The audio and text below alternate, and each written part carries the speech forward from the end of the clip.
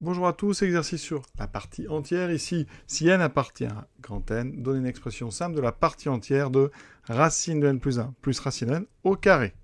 Alors, pour avoir une idée de ce qu'on va essayer de montrer, on va prendre une calculatrice et on va aller regarder un petit peu ça. Donc, voici la fonction, partie entière de racine de x plus 1 plus racine de x. Voilà, j'ai réglé de 0 à 15 à peu près pour voir un petit peu avec un pas de 1 pour avoir des valeurs de x entières. Et ça me donne ceci. Donc les valeurs pour n égale 0, ça fait 1, n égale 1, ça fait 5, n égale 2, ça fait 9, puis 13, etc. Alors ce qu'on peut remarquer ici, on est autour de 4 fois n et 4 fois n plus 1. Vous voyez, 4 fois 1 plus 1, 4 fois 2 plus 1, 3 fois 4, 12 plus 1. Ensuite 4 fois 3, donc 4 fois 4, 16 plus 1, 17. Donc 4 fois 5, 20 plus 1. Donc ça a l'air d'être, la réponse c'est 4n plus 1. Ça semble. Donc on va essayer de montrer ça, ça peut peut-être nous aider à chercher. Alors comment procéder? La première chose, c'est de regarder un petit peu ce carré. Donc racine de n plus 1 plus racine de n au carré. Je développe, donc j'ai n plus 1 plus 2 fois racine de n plus 1, racine de n plus n, ce qui me donne 2n plus 1, plus 2 fois, je vais mettre une seule racine carrée, ici racine de n carré, plus n. Comment est-ce qu'on va procéder? Alors ici, on va rentrer le 2 à l'intérieur, de façon à avoir ici un racine de 4n carré plus 4n. Et 4n carré plus 4n, c'est le début d'un carré, c'est le début de 2n plus 1 au carré. C'est pratique, on n'a que des valeurs entières. Donc ici, eh bien, on va essayer d'encadrer ça. Donc, ce qu'on peut remarquer, c'est que 4n carré plus 4n, c'est donc strictement plus petit que 4n carré plus 4n plus 1. Ça, c'est intéressant parce que c'est un carré. Et comme on a des racines, je vais essayer de mettre un deuxième carré là. Donc ici, ça, c'est super égal à 4n carré. Si n égale 0, c'est égal.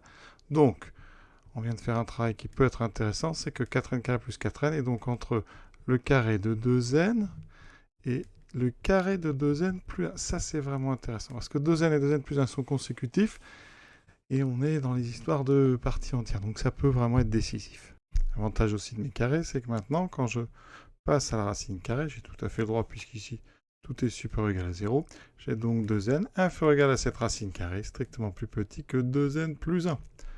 Je rajoute 2n plus 1, donc 2n plus 1 plus racine carrée de 4n plus 4n carré plus 4n, et donc entre 2n plus 2n plus 1, et c'est strictement plus petit que 2n plus 1 plus 2n plus 1. Au milieu, on retrouve notre carré, donc racine de n plus 1 plus racine de n au carré, et on a donc obtenu un encadrement, donc entre 4n plus 1 et 4n plus 2, d'accord? 4n plus 2. Alors 4n plus 2, je vais l'écrire 4n plus 1 plus 1. Pourquoi? Parce qu'on cherche ici la partie entière de notre carré. Or, la partie entière de x, c'est le seul entier tel que x est supérieur ou égal à cette partie entière et strictement plus petit que la partie entière de x plus 1. Comme c'est le seul et qu'ici, eh bien, on en a trouvé un. 4n plus 1, eh bien, ça vérifie cet encadrement.